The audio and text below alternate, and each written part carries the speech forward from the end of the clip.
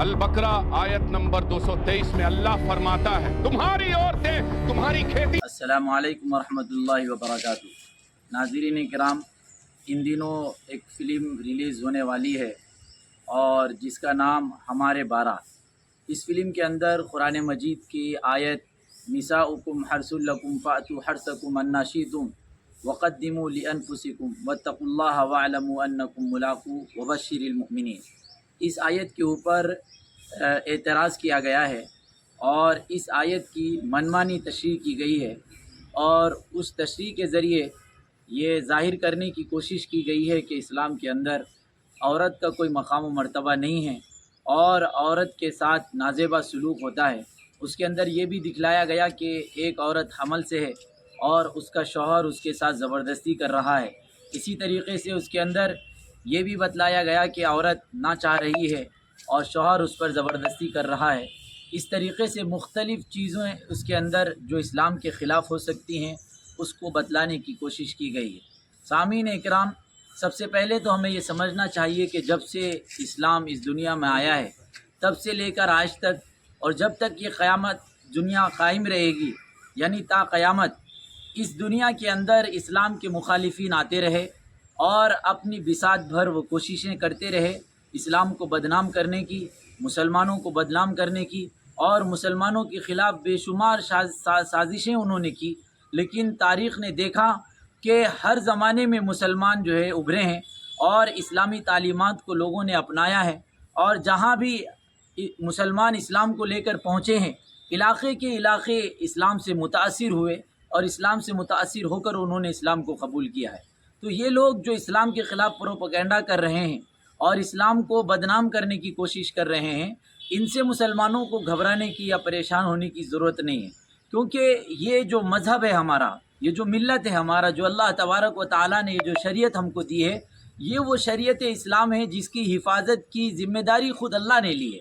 ये कोई किसी इंसान का बनाया हुआ कलाम या बनाया हुआ निज़ाम नहीं है, इंसान का बनाया हुआ कानून नहीं है, बल्कि ये कानून खुदाई है, अल्लाह तबारक व तआला का पेश करदा कानून है। चुनांचे अल्लाह की दुनिया में अल्लाह ही का कानून चलेगा, चाहे वक्ती तौर पर कुछ शैतान के दोस्त और कुछ शैतान नुमा इंसान इसके ख़िलाफ़ साजिशें कर लें, प्रोपेगेंडा कर लें। असल में होता यह है कि इन लोगों को इस्लाम के अंदर बुराई इसलिए नज़र आती है क्योंकि इनकी सारी ज़िंदगी बुराइयों में गुजरती है। जिनके दिमाग के अंदर गोबर हो, जिनके दिमाग के अंदर खबासत हो, जिनके जहनों में हमेशा खबासत चल रही हो और जिनकी पूरी ज़िंदगी गंदगियों में गुजर रही हो, ऐसा शख्स जब किसी अच्छी चीज़ को देखता है और किसी अच्छी बात को देखता है तो उसके अंदर भी उसको कुछ न कुछ गंदगी नज़र आ जाती है। तो चूँकि उसके दिमाग में गंदगी है, उसके नज़र पे गंदगी है, इसलिए सामने की चीज़ भी उसको गलत और गंदी नज़र आ रही है। चुनांचे उन लोगों ने अपने गंदे जहनों से और अपने गंदे दिमागों के ज़रिए उन्होंने कुरान मजीद का मुताला किया, तो जो उनके दिमाग में गंदगी थी वही गंदगी उनके ज़बान पर आई और ज़बान से कलम पर और कलम से फ़िल्मी दुनिया के अंदर इस तरीक़े से वो लोग इस्लाम के ख़िलाफ़ प्रोपेगेंडा कर रहे हैं। तो ये वीडियो जो आज हम रिकॉर्ड कर रहे हैं, ये हम उनके जवाब के लिए नहीं रिकॉर्ड कर रहे हैं, क्योंकि उनके दिमाग में जो चीज़ होगी, जो गंदगी होगी, वही गंदगी उनके कलम पर, उनके ज़बान पर आनी है, ये तो लाजमी है। और ये वो लोग हैं कि जिनके माशरे के अंदर हर चीज़ जायज़ है, नाजायज़ ताल्लुकात क़ायम करना, गैर महरमों के साथ रिश्ते बनाना और जो है औरतों को यूज़न थ्रो की तरह यूज़ करके उसको छोड़ देना, ये सारी चीज़ें इनके पास जायज़ है। लेकिन इस्लाम के अंदर अल्लाह ताला ने कुरान मजीद के अंदर एक जायज़ रिश्ते का जायज़ तरीक़ा अगर अल्लाह ने बतलाया है और कलाम मोजिज़ के ज़रिए, एक लतीफ़ मिसाल के ज़रिए और तशबीह के ज़रिए अल्लाह ने समझाया है, तो ये इनको गलत नज़र आ गई और ये इनको समझ में नहीं आ रही। इनके जवाब में बहुत से हमारे दोस्त अहबाब ने इनकी किताबों से बताया कि ख़ुद इनकी किताबों में इस तरह लिखा हुआ है। तो इस्लाम की हक़ानियत को साबित करने के लिए और इस्लाम की हक़ानियत को बयान करने के लिए मैं इस बात का भी मोहताज नहीं हूँ और इस बात को भी ज़रूरी नहीं समझता हूँ कि उनकी किताबों से बताया जाए। अगर उनकी किताबों में ना भी लिखा हो, फिर भी इस्लाम बज़ात खुद अपनी मिसाल पेश करने के लिए और अपने आप को साबित करने के लिए काफ़ी है। तो ये वीडियो हम अपने उन भाइयों और बहनों के लिए बना रहे हैं कि जो वाक़अतन इस आयत का मतलब और मफ़हूम समझना चाहते हैं। इस आयत के अंदर अल्लाह तबारक व तआला ने इरशाद फरमाया निसाउकुम हर्सुल लकुम फातु हर्सकुम अन्नाशितुम वक़द्दिमू लिअन्फुसिकुम वत्तकुल्लाह वअलमू अन्नकुम मुलाक़ू वबशिरिल मुमिनीन, कि जिसका तर्जुमा है कि तुम्हारी औरतें, तुम्हारी बीवियां तुम्हारी खेती है। फातु हर्सकुम अन्नाशितुम, तो अपने खेती में आओ जिस तरह तुम चाहो, जिस कैफियत में तुम चाहो। वक़द्दिमू लिअन्फुसिकुम, और तुम अपने आप के लिए कुछ ज़ख़ीरा आखिरत आगे भेजो। वत्तकुल्लाह वअलमू, और अल्लाह से डरते रहो और याद रखो कि तुम अल्लाह से मिलने वाले हो। वबशिरिल मुमिनीन, और मोमिनों को बशारत सुना दीजिए।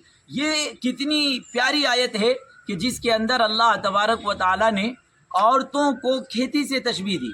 इस पर ये जो इस्लाम दुश्मन ताकतें हैं, उन्होंने ये एतराज़ किया कि इस्लाम के अंदर औरतों को खेती कह दिया गया है। अब खेती के मानिंद है कि जिस तरह खेती में जा रहे हैं, कुछ भी कर रहे हैं, इसी तरह औरत खेती की तरह है, इसकी कोई जो है वैल्यू नहीं है इस्लाम के अंदर। और एक शख्स को जो है जुब्बा खुब्बा पहनाकर और उसको बड़े मौलवियाना टाइप में उसको पेश करके और उससे ये आयत पेश कराया जा रही है, और वो कह रहा है कि तुम्हारी औरतें, तुम्हारी खेतियां हैं, जैसे चाहो तुम इसके अंदर आओ। अबे बेवकूफ़, पहले इस आयत का मतलब उलमा हजरात से आप मालूम करें, जिसकी किताब है उनसे मालूम करें, जो इसको पढ़ते हैं, जो इसको जानने वाले हैं, उनसे आप मालूम करें, उसके बाद आपको ये एतराज़ करें।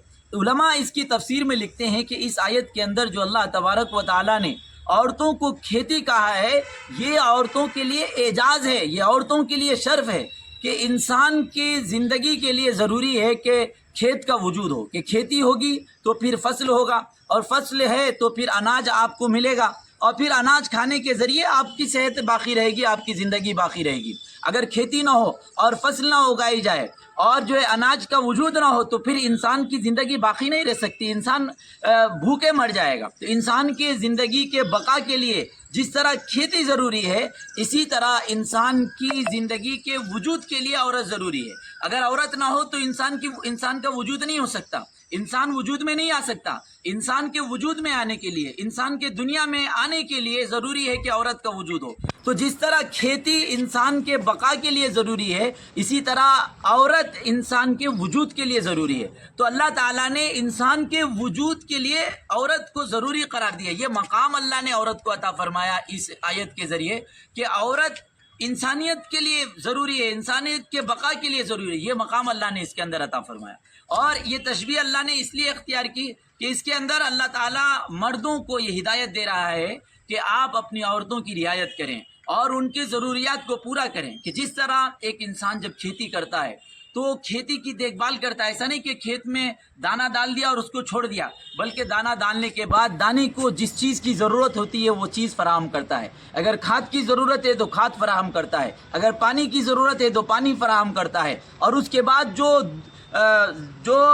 कीड़े मकोड़े होते हैं जिससे फसल को नुकसान हो सकता है, उन कीड़े मकोड़ों से फसल की जो है हिफाजत करता है। इसी तरीके से जब फसल पक जाए तो फिर उसको काटता है, फिर उसके काटने के बाद जितने सारे मराहिल है उन तमाम मराहिल को इख्तियार करता है, यानी अपनी खेती की भरपूर हिफाजत करता है और भरपूर रियायत रखता है।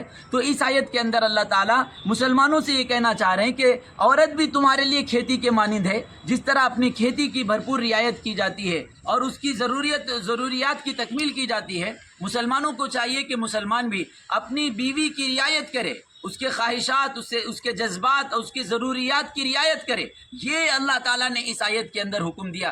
कितनी प्यारी बातें अल्लाह ताला ने इस आयत के अंदर लतीफ़ इशारे के ज़रिए और तशबीह के ज़रिए मुसलमानों को समझाया। और इसके अंदर एक बात यह भी है कि औरत आपकी खेती है, यानी कि आप औरत से सोहबत इख्तियार कर सकते हैं और ज़ौजियत के वजीफ़े को आप अंजाम दे सकते हैं। तो ये एक चीज़ इसके अंदर अल्लाह ताला ने जो जायज़ तरीक़ा है उसको अल्लाह ने समझाया, और समझाने के साथ साथ अल्लाह तबारक व तआला ने मुसलमानों को मुतनब्बे भी कर दिया कि औरत तुम्हारे वजूद के लिए ऐसे ही ज़रूरी है कि जैसे खेती तुम्हारे वजूद के लिए ज़रूरी है, और जैसे खेती की हिफाजत तुम करते हो ऐसे ही अपनी बीवियों की हिफाजत करो। तो ये एक मुअजिज़ कलाम के ज़रिए अल्लाह तबारक व तआला ने बेइंतहा बलीग पैगाम मुसलमानों को और इस्लाम के मानने वालों को अल्लाह ताला ने दिया है। इस आयत के अंदर गोया के औरत के मकाम को बढ़ा दिया गया।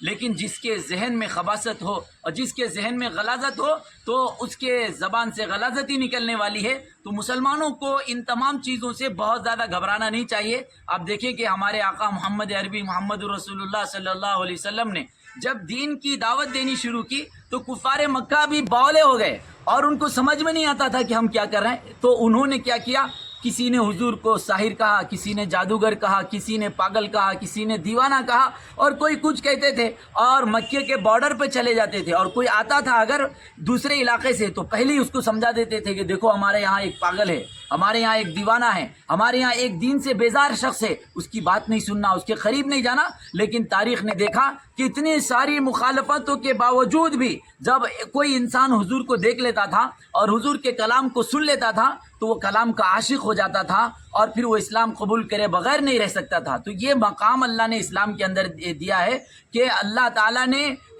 اسلام کی فطرت میں لچک دی ہے، اتنا ہی یہ ابھرے گا جتنا کہ دباؤ گے. وآخر دعوانا الحمدللہ رب العالمین.